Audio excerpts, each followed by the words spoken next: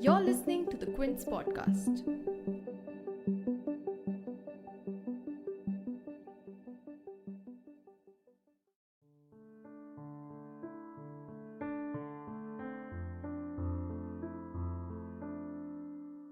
Steadfast, a no-nonsense person, and extremely diligent. That's how General Bipin Rawat, India's first Chief of Defence Staff, was described by those who knew him. In an extremely tragic and unexpected accident, India on 8 December mourned the loss of its highest-ranking military official, his wife Mrs Madhulika Rawat, and 11 others who were killed in a helicopter crash in Tamil Nadu's Coonoor. Along with General Rawat and his wife, Brigadier LS Lidder, Lieutenant Colonel Harjinder Singh, Wing Commander PS Chauhan, Squadron Leader K Singh, Junior Warrant Officer Das, Junior Warrant Officer Pradeep A, Havildar Satpal, Naik Gursewak Singh, Naik Jitender, Lance Naik Vivek, and Lance Naik S Teja were the other defence personnel killed in the crash. The lone survivor of the crash was Group Captain Varun Singh, who was moved to the command hospital in Bengaluru for further treatment today on 9 December. In today's special episode, we remember the lives of the fallen with Lieutenant General Syed Ata Hasnain, who served with General Bipin Rawat in Jammu and Kashmir, Lieutenant General Madhuri Kanatkar, who was part of General Rawat's staff and a close friend of Mrs Madhulika Rawat, and finally my father, Colonel Sandeep Shalikram, who served in the Indian Army for 25 years and trained with Brigadier LS Lidder. You're tuned in to The Big Story, and I'm your host, Himmat.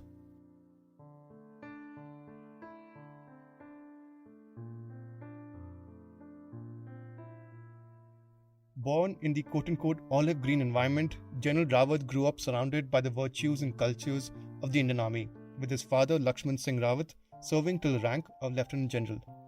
And that of course took him straight to the National Defence Academy and then the Indian Military Academy in Dehradun, where he was awarded with the prestigious Sword of Honour.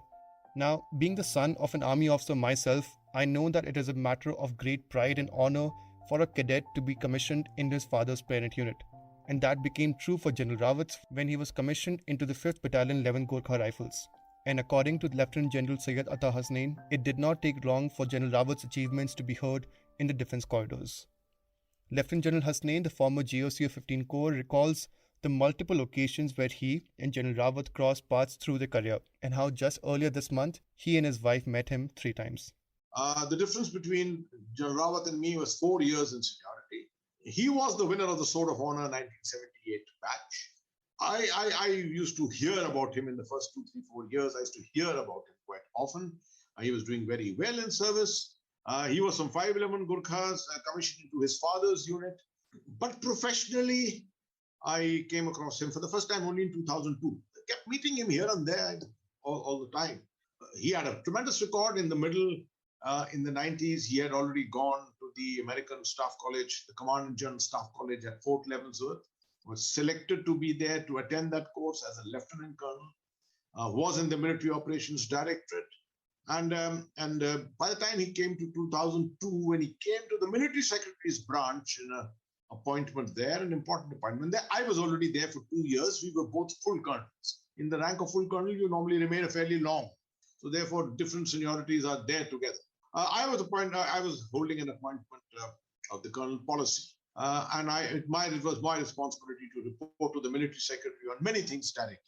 And I still remember that when my posting came as the commander of the Uri Brigade, the military secretary, General Widge, called me up and asked me who should take my place.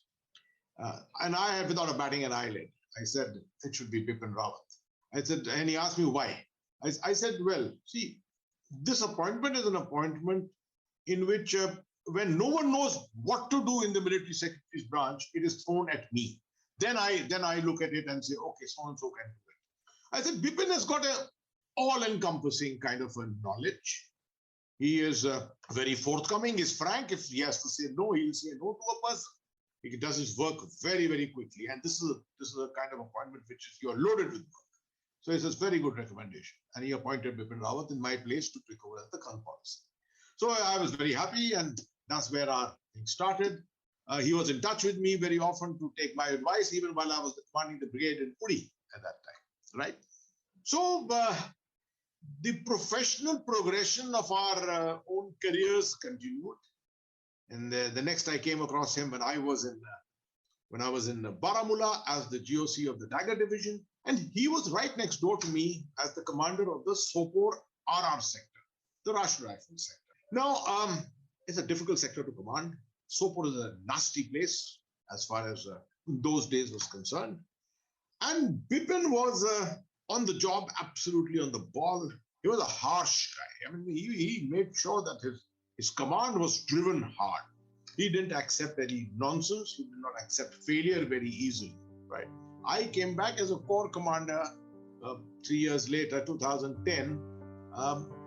The same division, Dagger Division, which I commanded, was about to fall vacant. And it needed a general officer to command it. And Bipin was just cleared to be a general officer. I was in the corps headquarters when it just struck me, who should I get as the GOC of the Baramulla division? Not that it is my choice, how anyone will listen to me, but I said I will speak to the chief directly. So I spoke to the chief, General VK Singh. Very kind. I told him, sir, we have served together before, and if you've got a person who you know well, already here, and who knows this area well, it'll be great. So he said, I think it's a very good choice. And that's how Gen Bipin Rawat got posted as the GOC of the Baramulla division. While he was in command of this division also, again very strong, very hard. This time the line of control was with him, right? Also very crucial areas of the line of control, the Udi sector. And we had our own differences from time to time. He would tell me, so he would say in the evening report, I have walked this area to this area. I said, well, even I have walked that area. So he would say, sir, but things have changed. I said, how much could they have changed in so much of time? He said, sir, you have to believe me. A lot of things have changed and I would like to do it my way. I said, do it your way. Absolutely. I'm not going to come your way to do a thing like that. You are the commander on the ground. You are the general officer commanding the division. The decision is yours. If you have a problem, then come back. And that was the kind of relationship that we had. And I can assure you, his relationship with the people, as already brought out to you, his relationship with the people was something to be believed, actually. He was with them in their happiness, in their joy, in their sad moments and everything. And that is what the people look forward to in terms of commanders, particularly in a hybrid war situation that we are facing in Jammu and Kashmir. It's not just about the use of the weapon and high bye to the population. No, you are there. You're living there. You are with the population. So you're holding their hand. You're living with them. You're doing everything which is required to be done as terms of the welfare of the people is concerned. And I think he followed that to the T completely. That's why I say that he was a complete personality. Complete personality. He had tremendous experience. He was very humane in his outlook, and a word about his wife. You see, his father was not keeping well. His father was living in Noida here, and by choice, he had to leave his wife behind. Although Baramulla is a field area, but your wife can stay with you for some time. She had to stay in Noida here to look after his father. And they had 2 young daughters who were there also here. So Madhulika, Mrs Rawat, would come once in a while to visit him in Kashmir. And every time she came home to us.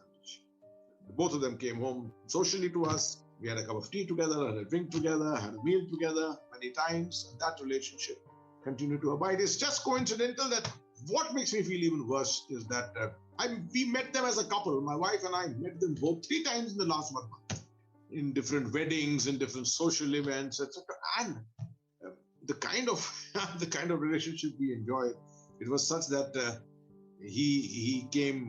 The moment he saw me in a wedding in an Indian ethnic attire, he came to me and he said, "I have not seen you like this before, sir." So I told him, "Well, you see, I had to wear sandals because I got a problem with the toe. I got an ingrowing toenail. And I can't wear shoes. You can't wear a suit with sandals. That's absolutely sacrilege for an army officer." So he says, "So surprising. Your problem and my problem, I've also got the similar problem," he said. He said, "I wish I could get it operated because I don't have time at the moment at all. Operation means I'm off road for 7 days. So I don't have that kind of time."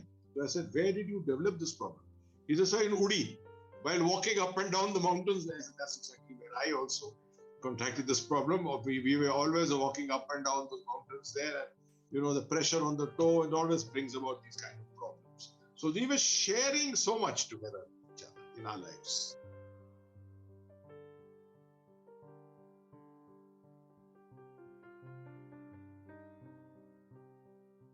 General Rawat was a highly decorated soldier, having been awarded almost every service medal in the force.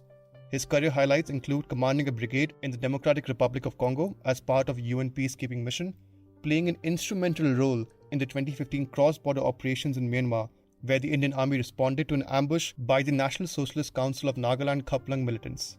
And in 2016, General Rawat was part of the surgical strike mission following the attack on the army base in Uri. However, he was also known as a person to not mince his words and share his candid views with the media and the public. A few months ago in July, General Rawat scored a self-goal in a webinar where he called the Indian Air Force a quote-unquote supporting arm of the armed forces. This one sentence made a lot of noise, with several veteran IAF and army officials criticizing the remark. Lieutenant General Hasnain recalls the times he contended with General Rawat regarding his candor. And according to him, General Rawat was never shy of expressing his views and adds that at several occasions since General Rawat took on the helm as Chief of Army Staff, he cautioned him on this. You see, he was never one to mince his words, you're right. In fact, I advised him once after retirement and after he became the chief, I advised him once or twice. I said, you have to be a little careful with your words. And I said, now that you are at that position, every word you say has to be a measured word. Otherwise, someone is going to take affront or someone is going to do some, make use of it somewhere. He said, I promise I will look into this and things like that. On specific issues, I did tell him many times that you are wrong. Shouldn't have said this at all. And particularly when it comes to Kashmir, don't respond immediately to a question. Wait in your mind, right? And you can always parry a question. You're the chief, you can parry a question anytime you want. But he was into that mode of normally, a little more exuberance. And since he always told the truth, I think, the truth used to come naturally to his lips, right? A lot of people know how to meander around the truth, right? That's a part of media management that you do. But he was forthright. And the very interesting aspect of it was that got into controversies many times because of this. But it didn't really matter to him what people thought. He would say it still. Controversies is something that he could carry along with him, right? I know a lot of veterans used to be quite unhappy sometimes about various things he used to talk about, etc. But much of those things which he spoke about were never executed in a negative way. Some of the negative issues which came up from time to time, they were never executed. This was only loud thinking. And General Rawat had this habit of doing a lot of loud thinking in public. Right? He never kept it to himself. A good infantry Gurkha soldier would like to keep people informed, bring out his inner sentiments and tell them what he felt about it. And that has sometimes brought him to a grief with a lot of people who didn't sort of like his thoughts and his ideas and things like that. Along with General Rawat, his wife, Mrs Madhulika Rawat, was also killed in the crash. Mrs Rawat was the president of the Army Vice Welfare Association, or AVA, which secures and looks after the welfare of the families of defence members and is instrumental in supporting and uplifting the families of the martyred soldiers.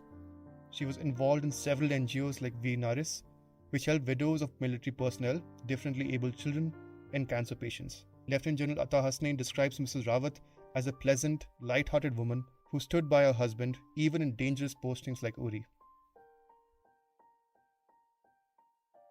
An army wife is an anchor. She is a sheet anchor for everything. I mean, the way she holds on to the family.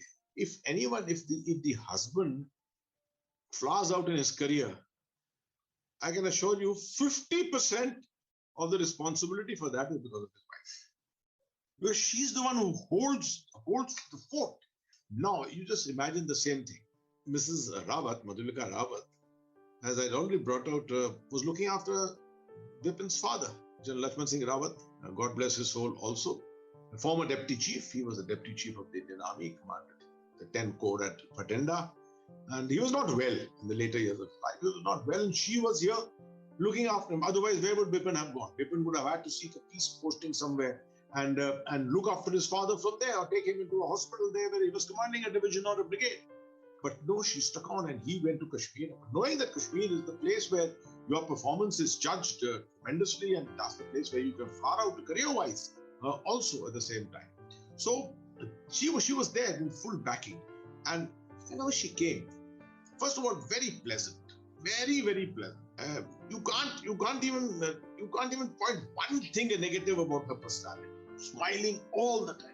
Smiling, she was all smiles all the time. Intelligent. It's not that she didn't know what these things are happening around her. She was fully aware of things and she could get into a healthy, good conversation with you. She did it with me many times. Good conversations on issues of a current nature, of things which are happening. She was also light-hearted. You could talk about movies and you could talk about lots of fashion and things like that. And my wife and she would get on famously doing a little small talk here and there. So you see, having a wife with you, your wife is always your, as I said, your sheet anchor. The more respect an officer gives his wife, the greater is his success in life. And the greater accreditation you give to your wife for your own career, the better you always do. It always just works out that way. It's nothing happens on your own in life. Someone is always driving you forward because of the work, the effort the other person is also doing. In this case, the family, the wife being the most important personality in that. For Lieutenant General Madhulika Rawat, the loss was closer to home since she not only served as an advisor to Mrs Rawat, but was also a close personal friend. And with Mrs Madhulika, I mean, it was a total difference. It was really like a very, very close friend. Besides having had a previous this thing with her where she'd really supported a lot of welfare activities, being a pediatrician and always having out-of-the-box ideas, whether it was setting up a creche. As the chief's wife, I said, I need your help. And she said, I'll come and inaugurate it. And that did magic. Or whether it was any time, a WhatsApp, and within 5 minutes I'd have a reply. So it was at a very pretty personal closeness that we worked together. And as an officer, she'd also made me an advisor to, she being the first Defence Vice Welfare Association president. She requested me to take on the advisor's role. And there was so much we could achieve, whether it was getting a comprehensive, what the armed forces needs to do for child care, whether it's trying to push through early intervention for special children. During COVID times, she said, Madhuri, tell us what to do, and the ladies all came together, and along with her was Mrs Lidder. I mean, absolutely enthusiastic, wonderful girl. She was always there, and we did so much for healthcare workers, for the frontline workers who are working with COVID. So it's extremely difficult for me to, actually just accept the whole thing because I knew each one of them. Described as a very humble, affectionate, and respectful officer, Brigadier LS Lidder was one of the 13 people who passed away in the tragic crash. He is survived by his wife and his 16-year-old daughter Ashna, who recently published a book for which he was present in Delhi. A second-generation army official, Brigadier Lidder hailed from Haryana's Panchkula. In his final posting, he served as a defence advisor to General Bipin Rawat, and recently he was cleared for promotion to Major General and was to leave General Rawat's staff soon to take charge as a division officer. My father, Colonel Sandeep Shalagram, who served in the Indian Army for 25 years with distinguished service in assignments like Siachen Brigade, Wardeck and New Delhi, had the chance to work alongside Brigadier Lidder at several occasions when he was in the army and did his senior command training with him in Mahu. Known as Tony Lidder or Jackie Lidder to my father, he described him as a clear-headed, humble and respectful officer. First wanted to know, how did you know Brigadier Lidder? Like, how did you serve with him? Did you have any assignments with him? How did you come to know him? Brigadier Lidder is what his last rank known. I know him as Tony Lidder or Lucky Lidder. He was 3 years junior to me. We crossed paths many times. He was from 2nd Jackraff, a battalion known to very closely to us because one of our very close family friends, he happened to be his CO at one point of time. And that's how we have known him all along. And I come across with him, I worked with him when he was with the MO, the Military Operations Directorate in Delhi, while I used to be in the Siachen Brigade. And we didn't do the staff course together. He did a course after us, but a lot of his course mates did the course with us. And he was a gentle giant. I am a 6-footer, but he was taller than me, but very humble, down to earth, very respectful always. And he's distinguished himself very well. He was a Sena Medal Gallantry. He had a wound medal. He got wounded in an operation. And of course, we did the senior command together. And that's where we came to know him and his wife Gitika. Very wonderful people. And Colonel Nitin, who was his CO, used to stay in Mao. And Colonel Nitin was known to us through one of our family friends from Devas. And my dad's friends actually, who were co-brothers. And after that also we kept on interacting here and there. When I was in war deck, so that is the time they came to us for a war game. And I was the one who conducted the war game. He was always very forthright. He would put his points across, whether you call it professional dissent or you would call it professional arrogance, but he was never arrogant. But he would put his point across, despite the senior officers being in agreement with him or not being in agreement with him.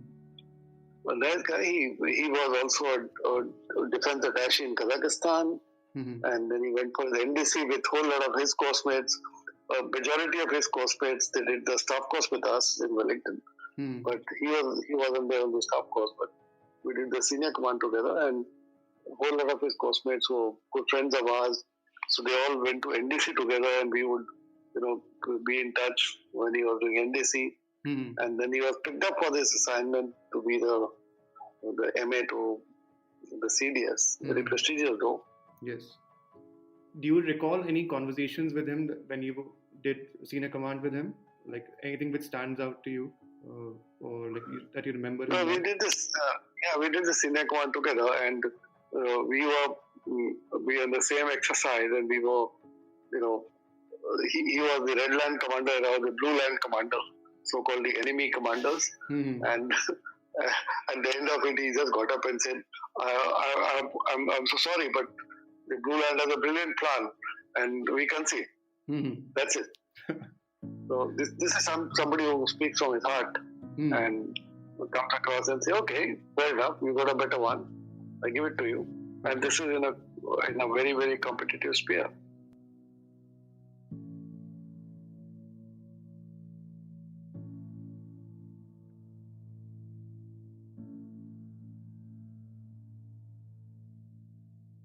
Though the cause of the accident is not yet known, we remember these fallen soldiers for the sacrifices they made on behalf of their country and their family.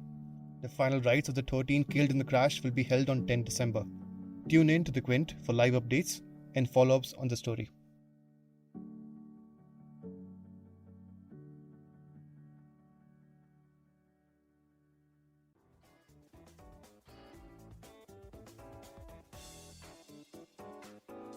Thanks for listening. Log on to the Quint's website and check out our other podcasts